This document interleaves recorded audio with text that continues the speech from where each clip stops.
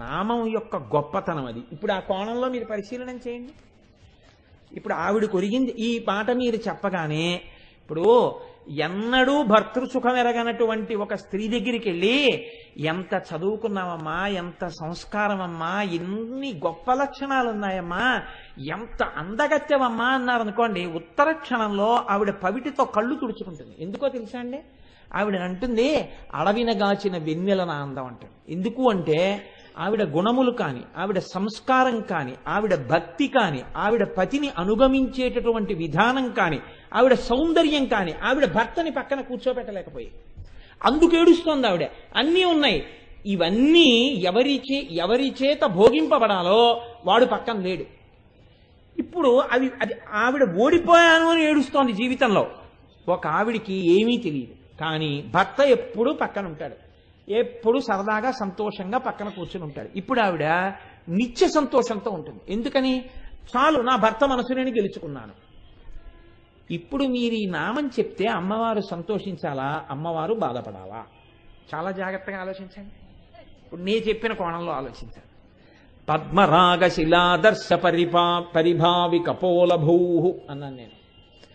ఇప్పుడు నేను చెప్పిన సిద్ధాంతంలో ఇక్కడే నేను ఆగిపోతే ఈ నామము చేత అమ్మవారు ప్రీతి పొందుతుంది అని చెప్పడానికి మీ దగ్గర ఏమైనా ఆధారం ఉందా? ఏమైనా ఉందా? లేదు కదా. మరి వసిన్యాది దేవతలు ఎలా చెప్పారు ఈ నామాన్ని? ఇలాగా అమ్మవారు ఎలా చెప్పించింది? అమ్మవారేగా వసిన్యాది దేవతలలో ప్రవేశించి చెప్పించింది.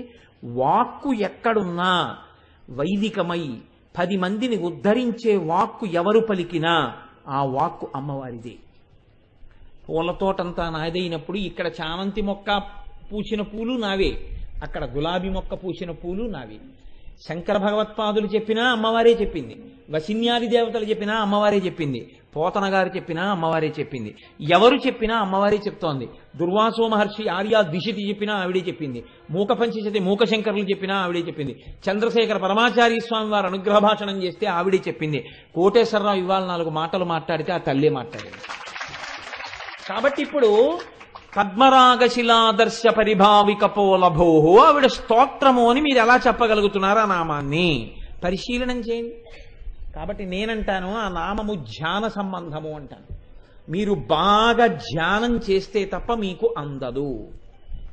ఎందుకు అందదు? ఇప్పుడు మీరు వెనక్కి వెళ్ళండి కొంచెం.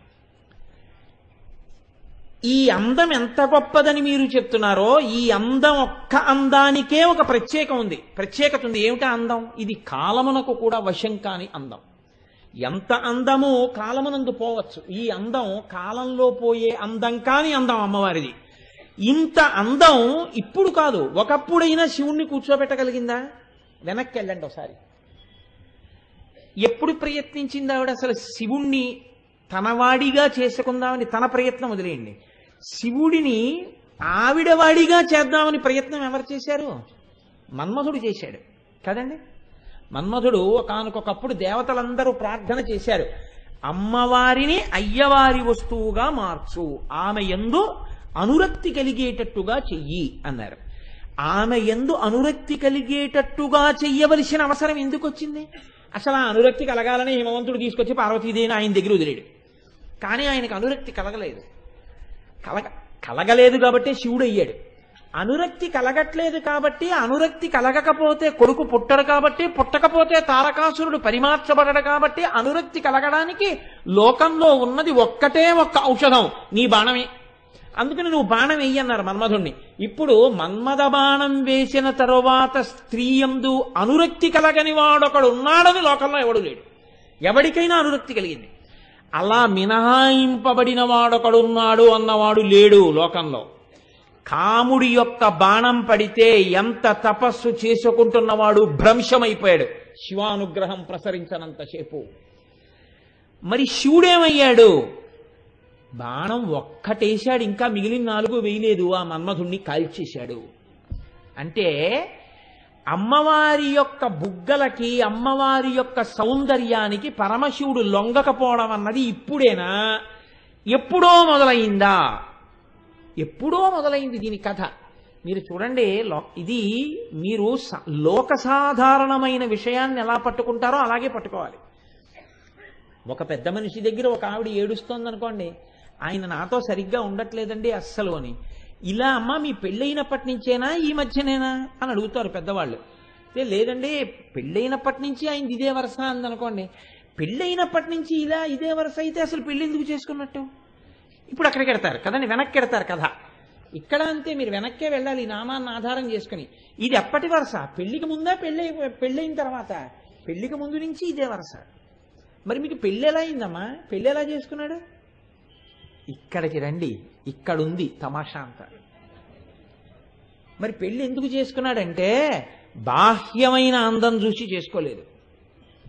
ఇప్పుడు ఆవిడ తపస్సు చేసింది, శివుణ్ణే పెళ్లి చేసుకుంటాను.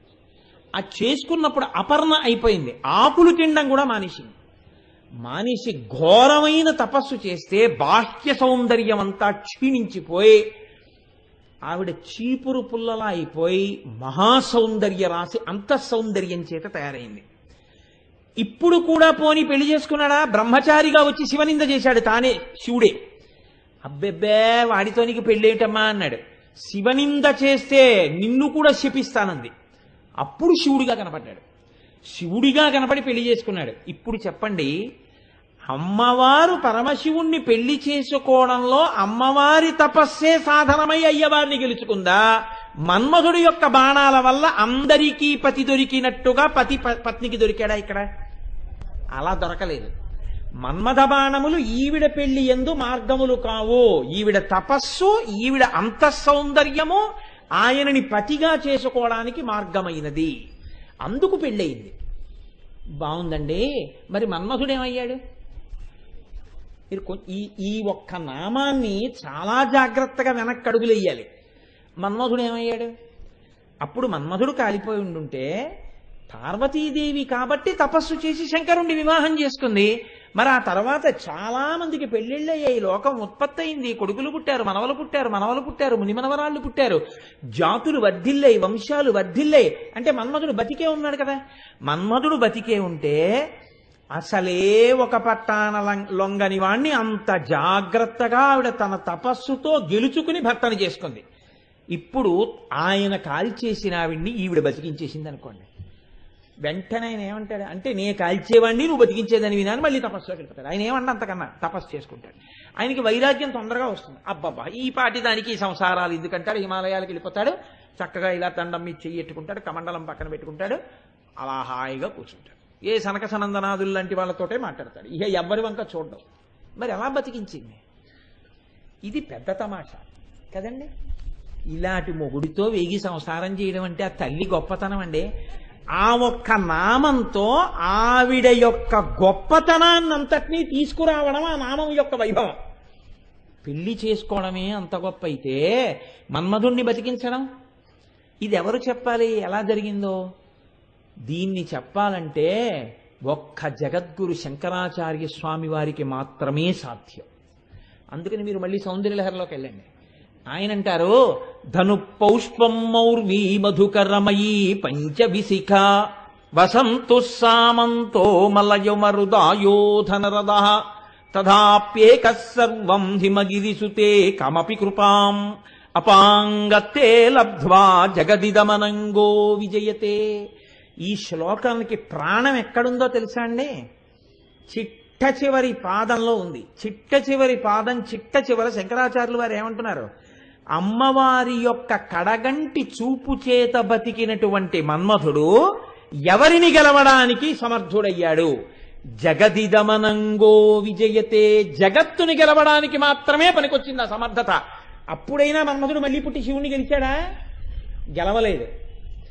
ఇప్పుడు ఎలా పుట్టాడు మరి మన్మథుడు? మరి ఆయనకి కోపం రాకుండా ఈవిడ ఎలా పుట్టించగలిగింది ఆయన్ని?